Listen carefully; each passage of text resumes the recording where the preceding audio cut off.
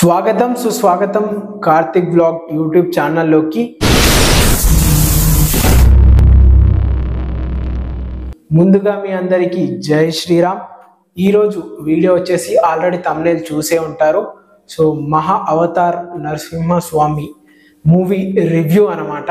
So ఇంతకుముందు మీరు already ఈ మూవీ చూసే ఉంటారు, కానీ ఈ మూవీ అంటే నేను చెప్పబోయే రివ్యూ విన్నాక మళ్ళీ ఒకసారి చూస్తే ఇంకోలాగా అర్థమవుతుంది. అండ్ ఎవరైతే చూడని వాళ్ళు ఉంటారో ఇప్పుడు నేను చెప్పిన పాయింట్స్తో కూడా అంటే చూసారనుకోండి, సో మీకు ఇంకా చాలా బాగా అర్థమవుతుంది. సో అందుకనే ఈ వీడియో చాలా ఇన్ఫర్మేటివ్గా ఉంటుంది. చివరి దాకా చూడండి. సో లేట్ చేయకుండా వీడియోని అయితే స్టార్ట్ చేద్దాం. Let's start. ఫ్రెండ్స్, ముందుగా ఈ మహా అవతార్ అయినటువంటి నరసింహస్వామి మూవీ చాలా అద్భుతంగా యానిమేటెడ్ మూవీ అని చాలామంది అంటున్నారు. కానీ సో నా పర్స్పెక్టివ్ అంటే నాకు అర్థమైంది నేను చూసినాక సో మీతోనైతే షేర్ చేసుకుంటాను. సో మీరు మాత్రం నాకు అర్థమైంది నేను మీతో ఎలా షేర్ చేసుకుంటున్నాం, మీకేం అర్థమైందో కామెంట్ ద్వారా తెలియజేయండి నాకైతే. సో నేను చెప్పే ఇప్పుడు ఈ మూవీ రివ్యూ ద్వారా ఏమవుతుందంటే సో చూసిన వాళ్ళకి అటు చూడని వాళ్ళకి సో మూవీలో నుంచి ఇంత జ్ఞానాన్ని కూడా మనం నేర్చుకోవచ్చా అనేది అయితే నేను పక్కా మీకు చెప్పడానికి ప్రయత్నిస్తాను. So first of all so ఎవరైతే ఈ మూవీని మహా అవతార్ నరసింహస్వామి మూవీని డైరెక్ట్ చేశారో అశ్విన్ కుమార్ గారు, సో నేను వారికి ఒకటే చెప్పాలనుకుంటున్నాను, ఎందుకంటే క్రెడిట్ మొత్తం అతనికే కాబట్టి. సో ఎన్నో రోజుల నిరీక్షణనే ఈ మూవీ. సో వారికి ఏం చెప్పాలనుకుంటున్నా అంటే ఈ మూవీ మీరు మాత్రం చాలా డివైన్తోని తీశారని అర్థమవుతుంది. చాలా రీసెర్చ్ చేసి మరీ చాలా డివైన్తోని, అంటే మీకు ఫేమ్ కావాలి, డబ్బు కావాలి, దాన్ని ఏమంటారు, నేనే ఫస్ట్ ఉండాలి, సో ఎలాంటి గ్రీడ్స్ అంటే శ్రీకృష్ణ వారు భగవద్గీతలో చెప్తారు కదా, నువ్వు కష్టపడు ఫలితాన్ని నాకు వదిలేసే అని. సో ఆ టైప్లో మీరు ఈ సినిమాని కష్టపడి తీశారని అర్థమైంది, కష్టపడి ఇష్టపడి తీశారని అర్థమైంది. ఎటువంటి లాభం ఆశించకుండా కేవలం మీ కర్తవ్యం మీరు చేశారు, ఇక మిగతాది రిజల్ట్ అంతా శ్రీకృష్ణుందే అని వదిలేస్తాం కదా, సో అలానే అనిపించింది. సో ఈ మూవీ చూసిన తర్వాత డైరెక్టర్ గారికి నేను చెప్పాలనుకుంది అది, మీ ఎఫర్ట్స్, మీ డివైన్ ఏదైతే సంకల్పం ఉంటుందో, ఇప్పుడు ఇంగ్లీష్లో చెప్పాలంటే మేనిఫెస్టేషన్ ఏదైతే మీరు చేశారో సో చాలా అద్భుతంగా మీరు ఈ చిత్రాన్ని చిత్రీకరించారు. దానికి చాలా చాలా ధన్యవాదాలు. దీనివల్ల ఏం జరుగుతుందంటే సో చిన్న వాళ్ళకి ఇప్పుడు అనవసరమైనటువంటి కార్టూన్ వీడియోలు చూడకుండా సో ఇలాంటి రీసెంట్గా హనుమాన్ మూవీ వచ్చింది, సో అలా ఎలా అట్రాక్ట్ అయ్యారో సేమ్ అదే విధంగా దీనికి కూడా అట్రాక్ట్ అవుతారు. చిన్న ఉన్నప్పటి నుండే వాళ్ళకి డివైన్ స్టోరీస్ చెప్పడానికి అనుగుణంగా సో ఈ మూవీని అయితే చిత్రీకరించినందుకు చాలా చాలా కృతజ్ఞతలు, ధన్యవాదాలు. సో మిగతా ముందు ప్రాజెక్ట్స్ కూడా ఉన్నాయి అంటారు, దానికి ఆల్ ద బెస్ట్. అండ్ ముందుగా మూవీలోకి వెళ్ళిపోదాం. మహా అవతార్ అయినటువంటి లక్ష్మీ నరసింహస్వామిది. సో ఫస్ట్ ఆఫ్ ఆల్ నేను ఏం చెప్పాలనుకుంటున్నా అంటే మూవీలో నుండే ప్రతిదీ నేను నేర్చుకుంది మీకు చెప్తాను కాబట్టి. సో ఓపెనింగ్ షాట్లోనే ఫస్ట్ ఉంటుంది కదా, సో ఏదైతే స్త్రీ తన హస్బెండ్ వద్దన్నా కానీ సమయం చూడకుండా శృంగారంలోకి వెళ్తారో సో అది ఆ షాట్లో మీకు ఏమర్థమైందో నాకు తెలియదు, కానీ సో నాకేమర్థమైందంటే సో మన వాళ్ళు పెద్దవాళ్ళు మ్యారేజ్ తర్వాత ముహూర్తాలు ఇలాంటి వాటికి కూడా ఎందుకు పెడతారో సో ఇప్పుడు అర్థమైంది నాకు ఆ మూవీ చూసినాక. సో దానికి కూడా ఒక సమయం ఉంటుంది, అది కూడా ఒక దైవ కార్యం అని సో ఈ మూవీలో చాలా చక్కగా అర్థమయ్యేటట్టు చెప్పారు. సో నాకైతే సో మీకు కూడా అది అర్థమైందో లేదో, మీరు అది విన్న తర్వాత మీ మైండ్ ఎటు వెళ్ళిందో నాకు తెలియదు అది. సో నాకైతే అది అర్థమైంది. ఓకే, ముహూర్తాలు ఇందుకోసం పెడతారు, సో వేరే సమయంలో చేస్తే రాక్షసులు లాంటి కొడుకులు పుడతారు, సో కరెక్ట్ ముహూర్తంలో ఇలాంటి వాటి చేస్తే మంచి కొడుకులు అంటే ప్రహ్లాదులు లాంటి పుత్రులు పుడతారని అర్థమైంది. సో ఆ తర్వాత ఇంకోటి సీన్ కట్ చేసినాక వాళ్ళు పుట్టినాక వాళ్ళ గురువు ఎవరైతే ఉన్నారో సో వాళ్ళ గురువుని చూసినప్పుడు నాకు ఏమర్థమైందంటే మన లైఫ్లో కరెక్ట్ గురువు కానీ మనకి దొరకలేడంటే మన లైఫ్ కూడా ఖరాబ్ అయిపోతుంది, మనం కూడా రాక్షసులాగా మారిపోవడం పక్కా.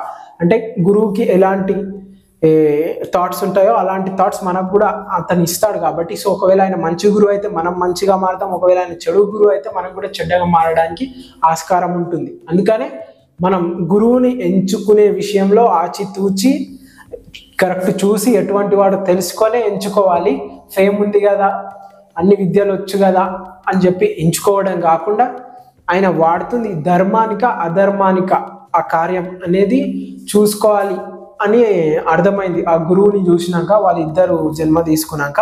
అలాగే కథలోకి కొంచెం ముందుకు వెళ్తే ఆ తరువాత వరాహ అవతారం సీన్స్ ఏవైతే ఉన్నాయో సో అది చూసినప్పుడు నాకు మాత్రం సో నేను మహా అవతార్ నరసింహస్వామి అన్నారు కానీ ఇది సర్ప్రైజింగ్ కదా.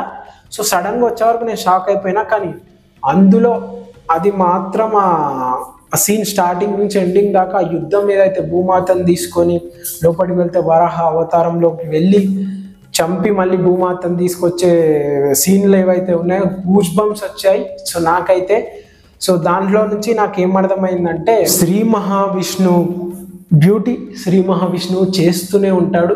అవతారం ఏదైతే ఉందో వరాహ అవతారం సో అణువులోనూ తనే ఉంటాడు శ్రీ మహావిష్ణువు. ఆపద వచ్చినప్పుడు రక్షించేది తనే అని చాలా చక్కగా వివరించారు. సో ప్రతి జీవిలోనూ తనే ఉంటాడు. సో అందుకనే ప్రతి జీవిని గౌరవించాలి అని వరాహ అవతారాన్ని చూసేటప్పుడు చాలా అద్భుతంగా నాకు అర్థమైంది. అంటే కాంతార మూవీ చూసినప్పుడే అర్థమైంది వరాహ అవతారం యొక్క గొప్పతనం. అండ్ దీంట్లో చూసినాక ఇంకా కన్ఫర్మ్ అయిపోయింది వరాహ అవతారం ఎత్తి మన భూమిని ఎలా కాపాడాడో రాక్షసు వారి నుండి అని చాలా చక్కగా చూపించారు. అంటే చూసిన తర్వాత నాకు ఒకటే అర్థమైంది ఏంటంటే సో ప్రతి జంతువులోనూ ఆ విష్ణుమూర్తి ఉంటాడు, ప్రతి దాన్ని గౌరవించాలి, దేన్ని దుర్భాషలు ఆడొద్దు అని చెప్పి అర్థమైంది. ఇక అతను చనిపోయిన తర్వాత అన్న ఎవరైతే ఉన్నారో సో ఇంకా పగ పెంచుకొని వాళ్ళు ఇంకా నాశనం చేస్తూ ఉంటాడు కదా. శ్రీ మహావిష్ణువు భక్తులు ఉండకుండా కేవలం ఇతనే ఎక్స్ట్రీమ్ వ్యక్తి, అంటే వేరేటోళ్ళు అంతా తక్కువ, ఈయన కింద దేవుళ్ళే ఈయన కింద తక్కువ అనే థాట్ ప్రాసెస్తో, అంటే నేనే గొప్ప, నా వల్లనే ఇదంతా జరుగుతుంది అనే మెంటల్ మైండ్ సెట్తో ఉంటాడు కదా. సో ప్రహ్లాదులు వాళ్ళ నాన్న సో దానికి సమాధానంగానే లాస్ట్కి సో శిక్ష అనుభవిస్తాడు. సో చాలా మందిని ఎవరైతే శ్రీ మహావిష్ణువు భక్తులు ఉంటారో సో వాళ్ళందరినీ హింసకి గురి చేస్తాడు. సో దానికి పక్కా రిజల్ట్ అంటే మనం దేవుని నమ్మితే పక్కా ఎక్కడి నుంచి ఆయన వచ్చి హెల్ప్ చేస్తాడు అనేది అర్థమైంది. అండ్ అతన్ని చూసినప్పుడు ప్రహ్లాదుని వాళ్ళ నాన్నని చూసినప్పుడు నాకు ఏమర్థమైందంటే సో నేనే గొప్ప, నా వల్లనే ఇదంతా జరుగుతుంది, నాకన్నా తోపు ఇంకొవ్వరు లేడు, వచ్చినా కానీ వాడిని అణిచివేస్తా అని మన ఫీల్డ్స్లో కానీ అవతల ఫీల్డ్స్ అంటే మన జనరేషన్ ఇప్పుడు మన వ్యక్తిత్వంలో కూడా ఉంటుంది కదా. ఒక్కొక్కసారి కొంతమంది యాటిట్యూడ్ చూపిస్తారు. సో అలాంటి వాళ్ళు ఈ ప్రహ్లాదుని నాన్న వాళ్ళని బిహేవియర్ లెక్క ఉంటుందన్నమాట. సో యాటిట్యూడ్ ఎవరిని పట్టించుకోకుండా ఇది నా వల్లనే జరిగింది కేవలం, సో నేను లేకపోతే అసలు ఇది ఆనే కాకపోవు, సో నేనే గ్రేట్ అనే వాళ్ళు ఉంటారు కదా. ఇప్పటికి కూడా భూమి మీద దేవుడు అనేవాడే లేడు, సో నేను వచ్చి సాయం చేశాను కాబట్టి సో నువ్వు బాగుపడ్డావు, లేదంటే అసలు నువ్వు మొత్తం అడుక్కుంటుండే, సో అలా అంటుంటారు కదా కొంతమంది సో అజ్ఞానంతో. సో అలాంటి వాళ్ళు ఈ సినిమాని చూసినప్పుడు ఆ రాక్షసుని కథ మైండ్ సెట్ బాగా కనెక్ట్ అయిపోతారు వాళ్ళు. సో సేమ్ మైండ్ సెట్ ఉంటుంది వాళ్ళకి. సో అలాంటి మైండ్ సెట్ ఇప్పటికైనా మీకుంటే సో ప్రహ్లాదుని చూసిన తర్వాతనైనా మీకు అర్థం కావాలి సో డివైన్ శక్తి ముందు సో ఇవేవి పనికిరావని. ఎందుకు నేను ఇలా అంటున్నానంటే సో అతను ఎంతో కష్టపడి తపస్సు చేసి బ్రహ్మదేవుని నుంచి వరం పొంది మరణం లేకుండా, వరణం అంటే పొందినా కానీ సో చనిపోవడం ఖాయం, ఏదో ఒక రూపంలో మృత్యు ప్రతి మనిషికి ఖాయం అని చెప్పి లాస్ట్ సీన్లో మనకు అర్థమవుతుంది. సో ఎవరినైనా సరే ఇప్పటికైనా ఎవరైతే మైండ్ సెట్ ఉంటుంది కదా, నేను భూమి మీదనే శాశ్వతం, మనం లక్షలు సంపాదించాలి, కోట్లు సంపాదించాలి అనే థాట్ ప్రాసెస్ ఉన్న వాళ్ళు సో ఈ మూవీ చూస్తే మీకు కన్ను విందుగా అంటే కన్ను తెరుచుకునేలాగా చూపించారు చాలా అద్భుతంగా. అది మీరు నేర్చుకోవచ్చు. సో ఇక్కడ మనం శాశ్వతం కాదు, ఉన్న రోజులు న్యాయంగా ధర్మంగా ప్రహ్లాదులాగా ఉండాలి అనేది ప్రతి ఒక్కరూ ప్రహ్లాదుల్లాగా భక్తిని చాటుతూ విష్ణుమూర్తిలో ఐక్యమై అంటే మీ ఇష్ట దైవంలో ఐకమత్యం అయిపోవాలి. సో అది కాన్సెప్ట్. భూమి మీదకి మనం వచ్చినప్పుడు మానవతారం మనం ఎత్తినప్పుడు ఒక రామునిలాగా ఒక కృష్ణునిలాగా జీవించాలి, అంతేగాని ఆ రాక్షసుల్లాగా కాదు. ఇక్కడనే ఉంటాం, లక్షలు సంపాదించాలి. బిజినెస్ మ్యాన్లు, పొలిటీషియన్స్ కొంతమంది ఉంటారు కదా, గ్రీడ్తోని కోరికతోని వాళ్ళు మాత్రమే గొప్ప, మిగతా వాళ్ళు కాదు అని గ్రీడ్ కోరికతో ఉన్న వాళ్ళకి ఆ రాక్షసుడి క్యారెక్టర్ చాలా బాగా సింక్ అవుతుంది వాళ్ళకి. సో వాళ్ళు దీన్ని చూసైనా నేర్చుకోండి. సో మనం భూమి మీద ఎన్ని దాని శక్తులని తెచ్చుకొని ఉన్నా కానీ ఉండలేము. సో మరణం అనేది ప్రతి మనిషికి పక్కా ఏదో ఒక రోజు వస్తుంది, మృత్యు అనేది. సో దాన్ని మనం యాక్సెప్ట్ చేసి చాలా ధైర్యంగా జీవిస్తూ ఉండాలి. ఉన్న రోజులు ధర్మ మార్గంలో జీవిస్తూ ఉండాలి. అండ్ దాని తర్వాత సో మధ్యలో కొంచెం వారైపోయి దేవతలకి వాళ్ళకి సో ఈ రాక్షసులు వారి భార్యను ఎవరైతే ఉన్నారో సో వారు ఇంద్రుడు ఎత్తుకపోతే సో మళ్ళీ నారాయణుడు తీసుకొని వెళ్ళి ప్రెగ్నెంట్ ఉన్న టైంలో అంటే ప్రహ్లాదుడు కడుపులో ఉన్న సమయంలో సో ప్రహ్లాదుడు కడుపులో ఉన్న సమయంలో అన్ని శ్రీ మహావిష్ణువు కథలు నేర్పించడం కానీ అందరూ చుట్టుపక్కల వాళ్ళు మంచి మనసున్న వాళ్ళ దగ్గర ఆమెను పెట్టి సో ప్రతిదీ విష్ణుమూర్తి గురించి చెబుతూ మంచి కథలు అండ్ సో ఇంకా చాలా అంటే కేవలం మంచి మాత్రమే నేర్పించారు సో ఆమె ప్రెగ్నెంట్ ఉన్న సమయంలో. సో అందుకనే ప్రహ్లాదుడు లాంటి అబ్బాయి జన్మ తీసుకుంది. లేదంటే ఇప్పుడు ఆ రాక్షసుని దగ్గరనే ఉంటే మాత్రం ఇంకో రాక్షసుడు పుడుతుండే. వాస్తవానికి ఆయన నారాయణుడు తీసుకెళ్ళి వెళ్ళి విష్ణుమూర్తి గురించి చెప్పాడు కాబట్టి ప్రహ్లాదుడు లాంటి కొడుకు పుట్టాడు. సో ఇంకొకటి కూడా మీరు అర్థం చేసుకోవాలి దీంతో ఏంటంటే, ఇది మహాభారతంలో కూడా అభిమన్యునికి అర్జునుడు కడుపులో ఉన్నప్పుడే పద్మవ్యూహం గురించి చెప్తాడనమాట. సో దాని తర్వాత జన్మించిన తర్వాత అసలు అభిమన్యునికి అతనికి తక్కువ అంటే రిలేషన్ ఉంటుంది, చాలా అసలు కలుసుకోరు అంటే మహాభారతంలో గురించి చెప్తున్నా. సో అది కూడా సేమ్ ఇట్లానే ఉంటది.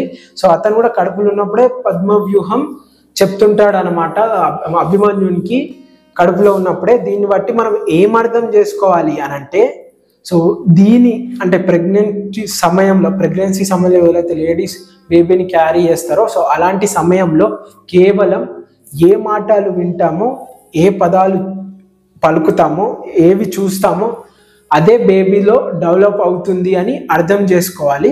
సో అందుకనే మీరు కూడా మంచి కథలు వినడం కానీ, మంచి ప్రవచనాలు వినడం కానీ, లేదంటే మంచి మాటలు మాట్లాడే వ్యక్తులతో మాట్లాడడం కానీ, చెడు గురించి ఆలోచించకుండా, భయంగా ఉండకుండా కేవలం కొంత మహాభారతం, రామాయణం, భగవద్గీత చదువుతూ లేదంటే వింటూ అలాంటివి చేస్తే చాలా అద్భుతంగా ఉంటుందని నేను అనుకుంటున్నా. సో పొట్ట మీద ఫోన్ పెట్టి స్క్రోల్ చేసే కన్నా, ఎందుకంటే మీరు అట్లా స్క్రోల్ చేస్తున్నప్పుడు ఒక్కసారి ఒక్కొక్క టైప్ ఆఫ్ వీడియో వస్తుంది. ఆ వీడియోకి సంబంధించిన పూర్తి నాలెడ్జ్ ఆ బేబీ కడుపులో ఉన్నప్పుడే నేర్చేసుకుంటాడు అనమాట. సో అందుకనే ఇప్పటి నుండి ఈ సినిమా చూసిన తర్వాత అయినా తెలుసుకోవాల్సింది ఏంటంటే, ప్రెగ్నెంట్ సమయంలో ఉన్నప్పుడు చాలా మంచి మాత్రమే మాట్లాడడం, మంచిని మాత్రమే చూడడం, మంచిని మాత్రమే వినడం చాలా ముఖ్యం. మీకే కాదు, మీ లోపల ఉన్న బేబీకి కూడా బయటికి వచ్చినాక రాముడిలాగా ధర్మ మార్గంలో నడుస్తాడు. లేదని వేరే చెడ్డ మార్గంలో చూసేవి చెడు మాట్లాడుకోవడం ఇతరుల గురించి, సో ప్రెగ్నెంట్ సమయంలో మీరు అలా చేస్తే మాత్రం సో ఆ రాక్షసు లాంటి కొడుకు పుడతాడు. సో అది గుర్తు పెట్టుకోండి, అదొకటి. సో ఇది కేవలం ఒక కథనే కాదు మన సనాతన ధర్మంలో నుండి. సో వాటిలో నుంచి మనం నేర్చుకునే చాలా విషయాలు ఉన్నాయి. సో అది నాకు అర్థమైంది. సో దాని తర్వాత ప్రహ్లాదుడు పుట్టిన తర్వాత రియల్ భక్తి అంటే ఎలా ఉంటుందో సో ప్రహ్లాదుని చూస్తే అర్థమవుతుంది. సో పూర్తిగా మనం భగవంతునికి శరణాగతి అవ్వడం అంటే ఏంటో ప్రహ్లాదుల వారిని చూస్తే మనకి చాలా అద్భుతంగా అర్థమవుతుంది అన్నమాట. సో తను ఎంత సంతోషంలో ఉన్నా శ్రీ మహావిష్ణువునే తలుచుకుంటాడు, ఎంత బాధలో ఉన్నా అదే తలుచుకుంటాడు, తనకి ఆపద అని తెలిసినప్పుడు కూడా అదే తలుచుకుంటాడు, తనని చంపేస్తుండు స్వయంగా తన తండ్రి అని చెప్పినప్పుడు కూడా ఒక్క బూతు మాట కూడా మాట్లాడకుండా కేవలం దేవుణ్ణి మాత్రమే దాని ఏమంటారు నామం మాత్రమే పలుకుతాడు. ఒక్కరిని కూడా తిట్టాడు తను. వాళ్ళ నాన్న సొంత నాన్న తనని చంపడానికి చూసినప్పుడు కూడా ఒక మాట పల్లెత్తు మాట తిట్టాడు, అణువులోనూ శ్రీ మహావిష్ణువే ఉన్నాడు, ఇంకెక్కడ ఇంకే అంటే గుడిలోకి వెళ్ళి భజన చేయాలి అలాంటి థాట్స్ లేకుండా అణువులోనే ఉన్నాడు శ్రీ మహావిష్ణువు, నాలోని ఉన్నాడు శ్రీ మహావిష్ణువు అని ఎంతో చక్కగా పూర్తిగా శరణాగతి చెందిన వ్యక్తే మన ప్రహ్లాదుల వారు. సో అతన్ని చూసినప్పుడు ఇంకా నాకు డివోషనల్గా ఎలా ఉండాలో అర్థమైంది.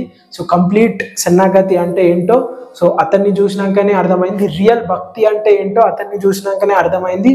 మనం మన ఇష్ట దైవాన్ని, కొంతమందికి రాముడు, కొంతమందికి కృష్ణుడు, కొంతమందికి శివ ఇష్టం ఉంటాడు, కొంతమందికి అమ్మవారి ఇష్టం ఉంటుంది, కొంతమందికి హనుమాన్ ఇష్టం ఉంటాడు.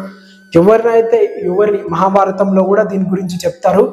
సో శ్రీకృష్ణుడు ఏమంటాడంటే, మీకు మీ ఇష్ట దైవం ఎవరైతే ఉన్నారో వాళ్ళకి కంప్లీట్గా సరెండర్ కండి, అనుక్షణం వాళ్ళ నామ జపం తీసుకోండి. ప్రహ్లాదుల్లాగా ఆపద వచ్చినా, సంపద వచ్చినా, సంతోషం వచ్చినా, దుఃఖం వచ్చినా సో అనుక్షణం వాళ్ళ నామ జపమే తీసుకోండి.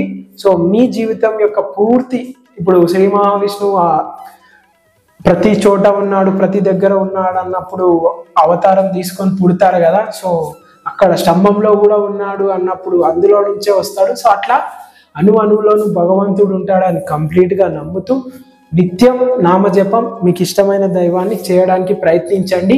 సో అట్లా చేస్తే ఏమవుతుందంటే రాముల్లాగా ధర్మ మార్గంలో నడుస్తారు, శ్రీకృష్ణులాగా ధర్మ మార్గంలో నడుస్తారు, అండ్ ప్రహ్లాదుల్లాగా అంటే డివోషనల్ భక్తి, కరెక్ట్ భక్తి ఉంటుంది మీకు కూడా. సో అది నాకు అర్థమైంది సో ఈ సినిమా చూసిన తర్వాత. సో ఇలా చాలా టాపిక్స్ ఉన్నాయి, ఇంకా చెప్పుకుంటూ పోతే డీటెయిల్గా చెప్పుకుంటూ పోతే సో ఈ వీడియో చాలా లెంత్ అవుతుంది. సో ఇంకా నేనే పూర్తిగా చెప్తే మీకు చూస్తాను కూడా అందులో ఏముండదు కాబట్టి సో మీరు కూడా నేను చెప్పినాక మళ్ళీ ఇంకొకసారి దాన్ని చూడడానికి ప్రయత్నించండి, మీకే అర్థమవుతుంది నేను చెప్పిన ప్రతి విషయం మీకు. ఇప్పుడు సినిమా చూస్తుంటే ఓకే ఈయన చెప్పింది కరెక్టే కదా, సో ఈ యాక్స్ అంటే దీన్ని ఒకవేళ ఏమంటారు సైంటిఫిక్గా చూసినప్పుడు ఓకే సో మనం కూడా దీన్ని ఇంప్లిమెంట్ చేయాలి కదా అని అర్థమవుతుంది. సో మీరు నిజంగా డివోషనల్గా ఉంటే మాత్రం మీరు ప్రహ్లాదుని ఇన్స్పైరింగ్గా తీసుకోండి. సో మంచి గురువుని ఇన్స్పైరింగ్గా తీసుకోండి. సో ఎలాంటి సమయంలో అలాంటి కార్యం కూడా ఒక యజ్ఞం లాంటి కార్యం కాబట్టి సో ఆ కార్యాన్ని కూడా సమయాన్ని పాటించండి. సో ఎప్పుడు పడితే అప్పుడు కాదు. అండ్ అంటే ఇలాంటివి మనకి ఒకప్పుడు అంటే గురుకులాలు ఉండేవి, అందులో నేర్పించేవాళ్ళు, కానీ గురుకులాలు ఇప్పుడు లేవు కాబట్టి నేర్పించే వాళ్ళు లేరు కాబట్టి ఇప్పుడు డైరెక్ట్ చూసి నేర్చుకుంటున్నాం. సో టెక్నాలజీ కూడా డెవలప్ అయిపోయింది. సో ఇప్పుడున్న యూత్ కన్నా తెలిస్తే నెక్స్ట్ జనరేషన్ కూడా ఆ విషయం తెలుస్తుంది. అండ్ చాలా మంది ఈ సినిమాని యానిమేటెడ్ మూవీ అని చెప్పి చెప్తున్నారు, కానీ నాకు మాత్రం ఒక ప్రశాంతత ఇచ్చిన మూవీ అని అర్థమైంది. ఒక మూవీ లాంగ్వేజ్లో కూడా చెప్పాలి అని అంటే అండ్ ఒక బెనిఫిట్ చిన్నపిల్లలకు చిన్న ఉన్నప్పటి నుంచి ఆ స్టోరీని చూపించు రియల్ భక్తి అంటే ఏందో సో వాళ్ళకి చెప్పొచ్చు. సో అదొక ప్లేస్ పాయింట్. అయితే మనలాంటి వారికి ఇప్పుడున్న ప్రజెంట్ సినిమాలు చూద్దామంటే ఏదో ఒక రివ్యూ చెప్పి ఆ మూవీని కరెక్ట్ మనశ్శాంతిగా చూడనీయకుండా చేస్తుర్రు. ఈ హీరో ఇట్లా మంచి నటిస్తలేడు, చెడ్డ నటిస్తుడు, సో ఏదేదో మెంటల్ చేసేస్తారు. ఒక మూవీ రిలీజ్ అయితేనే ఒక హీరో ఫ్యాన్స్ ఇంకో హీరోయిన్ తిడుతూ, ఇంకో హీరో ఫ్యాన్స్ ఇంకో హీరోయిన్ తిడుతూ, ఎవడో లేపుతాడు ఆ సినిమాని, ఎవడో అండేస్తారు. సో అంతా గలీజ్ చేసేస్తారు. కానీ ఈ సినిమాకి ఎటువంటి ఎక్స్పెక్టేషన్స్ లేవు, నిమ్మలంగా పోయి కూర్చున్నాం. ఆ క్యారెక్టర్స్ కూడా ఈ హీరో మంచి చేసిండు, ఈ హీరో మంచి చేయలేడు, ఈ క్యారెక్టర్ మంచి చేసింది, ఈయన ఇది ఆయన అది. సో ఇలాంటి పిచ్చి థాట్స్ ఏమి లేకుండా నిమ్మలంగా ప్రశాంతంగా కూర్చున్నాం. ఓకే ఒకప్పుడు ఇలా జరిగిందా, సో ఇది రియల్గా జరిగిన విషయం కదా, శ్రీ మహావిష్ణువే నిజంగా ఆ స్క్రీన్లో మనకి చూస్తే మాత్రం నిజంగానే శ్రీ మహావిష్ణువు వాడు ఉన్నట్టు మనకు అనిపిస్తుంది. ఎందుకంటే దీంట్లో మ్యూజిక్ కూడా ఎవరైతే చేశారో చాలా అద్భుతంగా చేశారు. సో అది కూడా చాలా బాగా నచ్చింది. డబ్బింగ్ కూడా చాలా అద్భుతంగా చెప్పారు ఎవరు చెప్పారో. సో వీళ్ళంతా ఒక డివైన్ శక్తిని అసలు దాంట్లో దారపోశారు అనుకోండి. మొత్తం తన భక్తిని చాటుకున్నారు, ప్రతి ఒక్కరు తమలో ఉన్న భక్తిని చాటుకొని ఈ మూవీని అయితే తీశారు. ఇక్కడ నుంచి ఇంకా ముందు రాబోయే సినిమాలు కూడా ఇలానే భక్తితో ఉండాలని మనసు పూర్తిగా నేనైతే కోరుకుంటున్నాను. సో చాలా ప్రశాంతతగా చూసిన మూవీ ఇది. సో ఒకవేళ ఎవరైనా చూడకుంటే మళ్ళీ టీవీలోనైనా చూడడానికి ప్రయత్నించండి. చాలా ఎడ్యుకేషన్కి సంబంధించిన విషయాలు ఇందులో ఉన్నాయి. అర్థం కాకపోతే 1కి 2 సార్లు చూడండి. ఇలాంటి సినిమాలు ఎన్నిసార్లు చూసినా ఏదో ఒకటి నేర్పిస్తుంది. ఎందుకంటే ఇది మన పురాణం నుంచి తీసింది అండ్ డైరెక్టర్ గారు చాలా రీసెర్చ్ చేసి చాలా పద్ధతిగా ఎలాంటి అంటే ఫేమ్ ఆలోచించకుండా భక్తితో తీశారు. సో అందుకనే ఈ మూవీ చాలా అద్భుతంగా వచ్చింది. ఎవ్వరు మిస్ కాకండి, మీరు కూడా పక్కా చూడండి. సో నేను చెప్పిన పాయింట్స్ని యాడ్ చేస్తూ మళ్ళీ ఒకసారి చూడండి. మీకు ఇంకా కొత్తగా ఇంకేమైనా అందులో నుంచి నేర్చుకోవాల్సినవి ఉన్నాయి, నేను చెప్పడం మర్చిపోయినా అంటే సో అలాంటివి కూడా కామెంట్ ద్వారా తెలియజేయండి. సో ఈ వీడియోకి ఇంతే. Thank you for spending your valuable time with our channel. మీ విలువైన సమయాన్ని మన ఛానల్తో కేటాయించినందుకు ధన్యవాదాలు. సో మళ్ళీ ఇంకో మూవీ రివ్యూతో లేదా వ్లాగ్స్తో మీ ముందుకు వస్తాను. అంతవరకు కీప్ స్టే ట్యూన్. ఓం నమో భగవతే వాసుదేవాయ. హర హర మహాదేవ్. జై శ్రీరామ్. సో మీరు కామెంట్ చేయడం మాత్రం మర్చిపోకండి. సో ఇంకో వేరే మూవీ రివ్యూస్ మీకు నచ్చినాయి అయితే, నా పాయింట్ ఆఫ్ వ్యూలో కూడా మూవీస్ మీకు నచ్చినాయి అనిపిస్తే మాత్రం సో కామెంట్ చేయండి. ఇంకా వేరే మూవీస్ కూడా చెప్పడానికి ప్రయత్నిస్తాను. దాంట్లో నుంచి కూడా ఇలాంటి ఎడ్యుకేషనల్ పాయింట్స్ చెప్పడానికి ప్రయత్నిస్తాను. ఇప్పుడు చెప్పే మూవీ రివ్యూస్ల కన్నా అంటే చాలామంది ఎట్లా చెప్తారంటే ఇక్కడ లైట్ మంచిగా లేదు, ఇక్కడ డార్క్ ఉంది, ఇక్కడ బీజిఎం తించిరు అడ. సో అలాంటివి ఉండే మన రివ్యూస్లో. ఏదైనా ఎడ్యుకేషన్ పాయింట్ ఉంటేనే దాని గురించి డిస్కస్ చేస్తాం.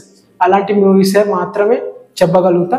సో ఈ మూవీ రివ్యూ నచ్చితే మాత్రం ఇంకొకటి కావాలంటే కామెంట్ చేయండి, నెక్స్ట్ కూడా తీయమని చెప్పి సో తీయడానికి ప్రయత్నిస్తా. జై శ్రీరామ్.